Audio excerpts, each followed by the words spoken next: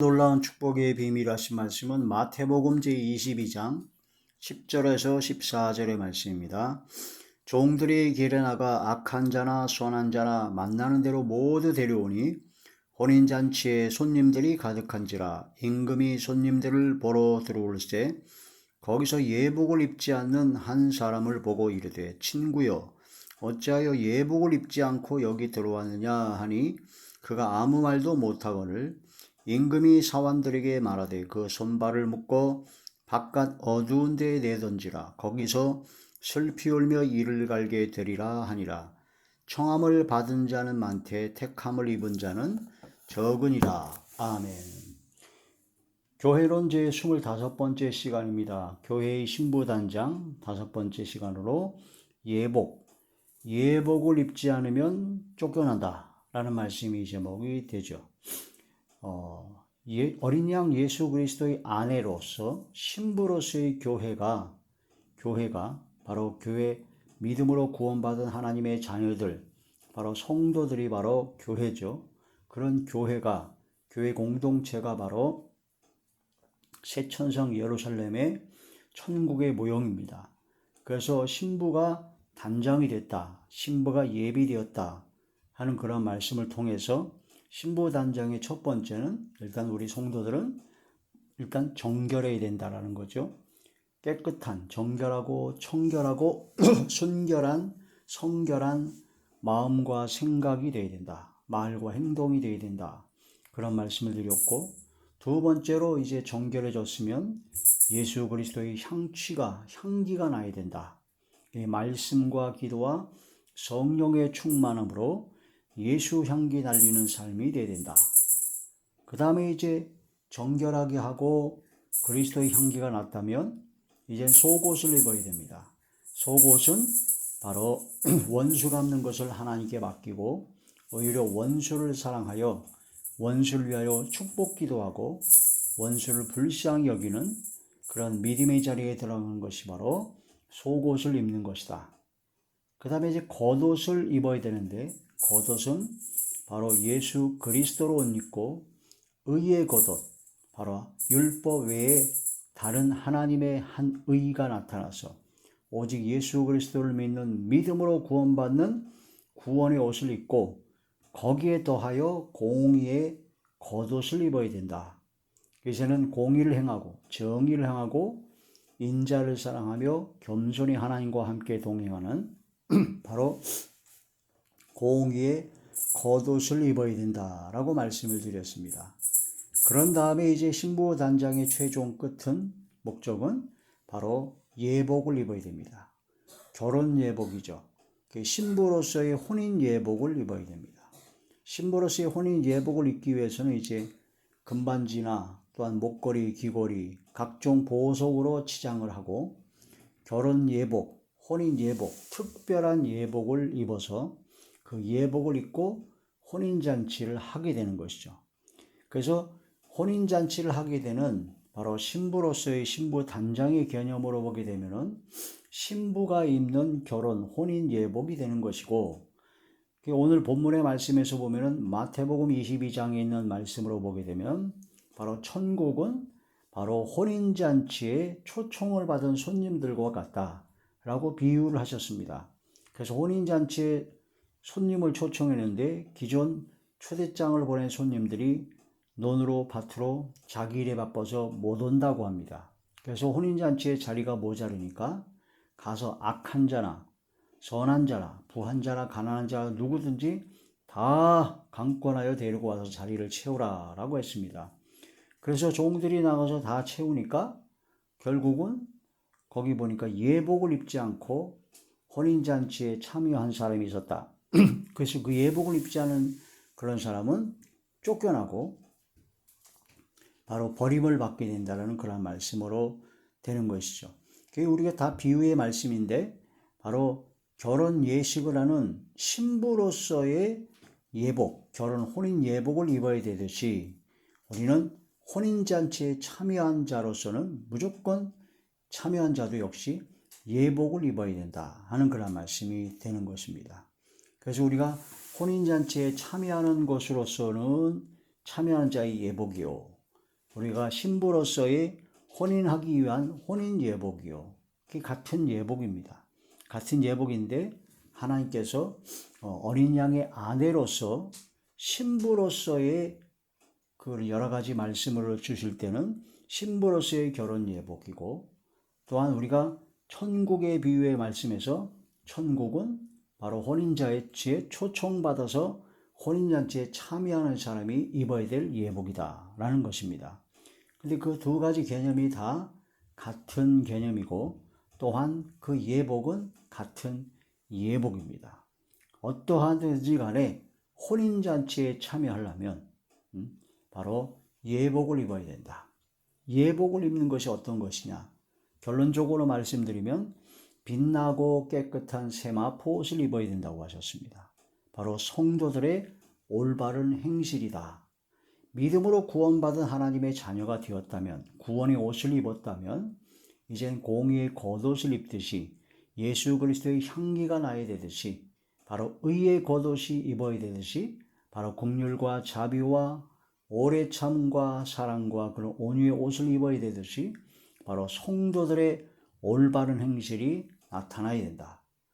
우리가 예수님을 믿고 믿음으로 구원받은 하나님의 자녀가 되었다는 것은 이제 사망에서 생명으로 옮겨진 겁니다. 즉 돌감람나무에서 참감람나무로 접붙임을 받은 것입니다. 돌감람나무일 때는 바로 돌감람나무의 진액, 우리가 마귀와 귀신과 죄악의 어둠의 그런 모든 진액을 받은 자가 되어서 어둠의 열매를 맺을 수밖에 없었습니다. 죄악의 열매를 맺을 수밖에 없었죠. 왜? 우리는 돌감람나무였기 때문에. 바로 어둠 속에 속하여 마귀에게 속하여 죄에게 속하여 죄의 영향을 받는 자가 되었기 때문에 죄악의 열매를 맺을 수밖에 없었다. 그걸로 마지막은 사망이죠. 그런데 우리는 생명으로 옮겨졌습니다. 참감람나무로 접붙임을 받은 것입니다. 그러다 보니 참감람나무의 진액을 받는 자가 되었던 것입니다. 그래서 참감람나무의 진액을 받아서 참감람나무의 열매를 맺게 되는 것이죠. 이것은 내가 이렇게 열매를 맺어야지, 내가 어떻게 해야지, 율법의 행위로 내가 이걸 해야지 하는 것이 아니라 성령의 진액, 말씀과 성령의 충만함을 받으면 당연하게 그렇게 열매를 맺게 된다는 겁니다. 성령 열매, 빛의 열매를 맺게 된다는 거죠. 그래서 사망에서 생명으로 옮겨졌다. 이게 바로 믿음으로 구원받은 하나님의 자녀라는 증거입니다. 그래서 우리가 열매를 맺는 것, 열매를 맺는 것은 구원의 조건이 아닙니다. 참감나무에 접붙임을 받지도 않았는데 어떻게 열매를 맺을 수 있겠습니까? 죄악 속에 있어서 죄악의 영향을 받고 마귀와 귀신과 영향을 받아서 죄악의 열매를 맺을 수밖에 없는 우리들이 어떻게 좋은 열매, 아름다운 열매를 맺을 수 있겠습니까? 그러나 이젠 생명으로 옮겨졌다. 참감남나무에 나는 포도나무요 너희는 가지니 하신 것처럼 진정한 말씀과 성령의 진액을 받은 자가 되었으므로 생명의 바로 영향을 하나님의 말씀과 성령의 충만함으로 성령의 역사에 감화감동 내주교통 역사하심으로 충만되게 영향을 받는 자가 되었으므로 성령의 열매를 맺게 되었다 하는 그런 말씀이 되죠. 그게 바로 사망에서 생명으로 옮겨진 것이요, 그게 바로 이제는 구원의 조건이 아닌 구원받은 하나님의 자녀로서 성령의 진액을, 성령의 충만함을 받은 사람이 당연하게 맺어야 될 성령의 열매다. 그래서 성령의 열매를 맺지 않고 죄악의 열매, 악령의 열매를 맺고 있는 사람이 있다, 삶에서. 그럼 그 사람이 아무리 띵똥하고 믿어지고 나는 믿습니다 하고 눈물 콧물 다 흘리고 예수님 어쩌고 저쩌고 주여주여 소리 지르고 백날 해봤자 그것은 올바르게 구원받은 것이 아니라고 볼 수 있죠. 구원받은 증거입니다. 열매가 나타나야 되거든요. 나의 삶을 돌아봐야 됩니다. 나의 삶을 돌아봐야 되죠. 나는 성령의 열매를 맺고 있는가? 아니면 악령의 열매를 맺고 있는가?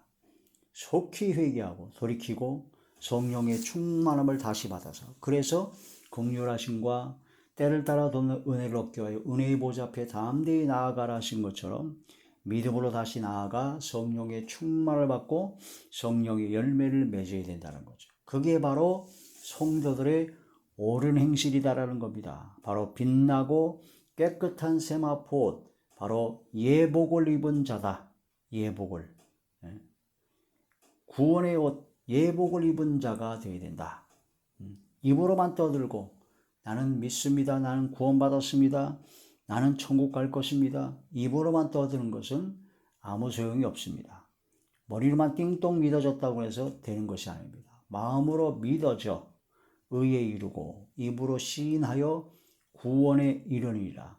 마음으로 믿어져서 입으로 시인해야 구원을 받는 거지, 마음으로 믿어지는 게 아니고 그냥 생각으로 띵동하고 지적으로 동의하고 느낌으로 그런 것 같다, 믿어지는 것 같다, 그런 식으로 해가지고는 구원받는 것이 아니다라는 거죠.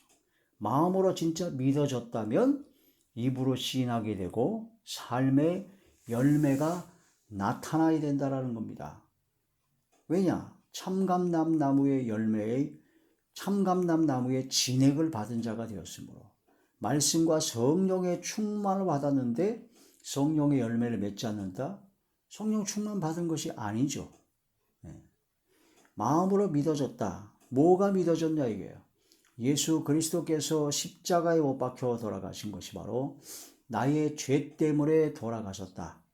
나의 죄를 대속하시기 위하여, 속량하여 주시기 위하여 십자가의 그 모진 고통을 받으셨답니다. 그가 찔림은 우리의 허물 때문이요, 그가 상함은 우리의 죄악 때문이요, 그가 징계를 받음으로 우리가 평화를 누리고 그가 채찍에 맞음으로 우리가 나음을 입었도다. 이 말씀이 믿어진다는 겁니다. 이게 믿어져야 돼요. 마음으로, 지적으로 그렇구나 믿습니다, 입으로만 떠드는 그런 믿음이 아니라 마음으로 믿어져야 됩니다. 그게 마음으로 믿어지면 예수님한테 너무 죄송하지 않을까요? 마음으로 믿어져, 나는 믿습니다, 구원받았어, 그러는데 예수님한테 전혀 죄송한 마음이 안 들어요? 거짓말입니다. 사기꾼입니다. 예수님이 나 때문에 그런 고통을 받으셨다니까요. 그게 마음으로 믿어지는데 심이라도 고통스럽습니다. 너무 죄송하죠. 너무나 죄송하고 그 예수님의 그 은혜와 그 희생의 은혜와 은총을 진심으로 감사하게 됩니다. 그래서 이제는 내가 이제 다시 죄를 범하지 않고 죄악을 청산하고 이제는 예수님의 뜻에 따라 예수님의 말씀대로 나는 살아야 되겠구나 하는 결단이 생깁니다. 행동으로 옮기게 되죠. 근데 믿는다고 하면서, 구원받았다고 하면서, 나는 하나님의 자녀라고 하면 난 천국 갈 거라고 하면서 회개도 안 나와요. 죄송한 마음도 안 생겨요. 마음의 결단도 안 생겨요.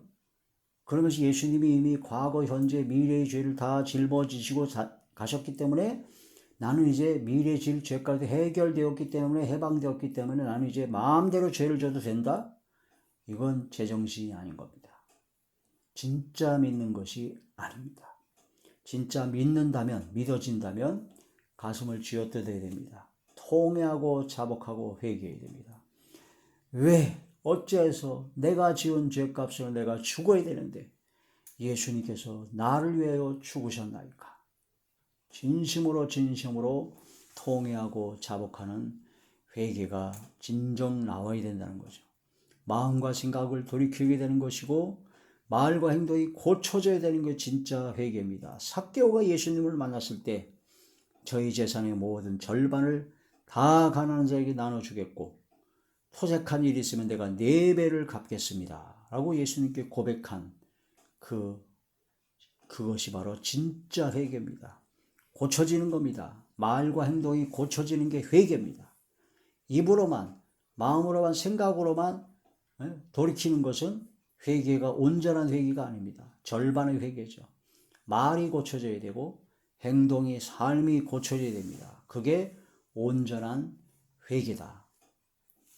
이런 온전한 회개를 통해서 성령의 충만함과 말씀의 충만을 받아서 하나님의 말씀대로 순종하는 삶의 열매, 성령의 열매를 맺는 것이 바로 성도들의 올바른 행실, 빛의 열매를 맺는 것이죠. 모든 착함과 의로움과 진실함의 빛의 열매를 맺어서 바로 성령의 열매, 사랑과 희락과 화평과 오래 참음과 자비와 양성과 충성과 온유와 절제의 성령의 열매를 맺어서 바로 영광 돌리는 그런 사람이 바로 성도들의 올바른 행실, 즉 빛나고 깨끗한 세마포 옷을 입은 예복을 입은 자다.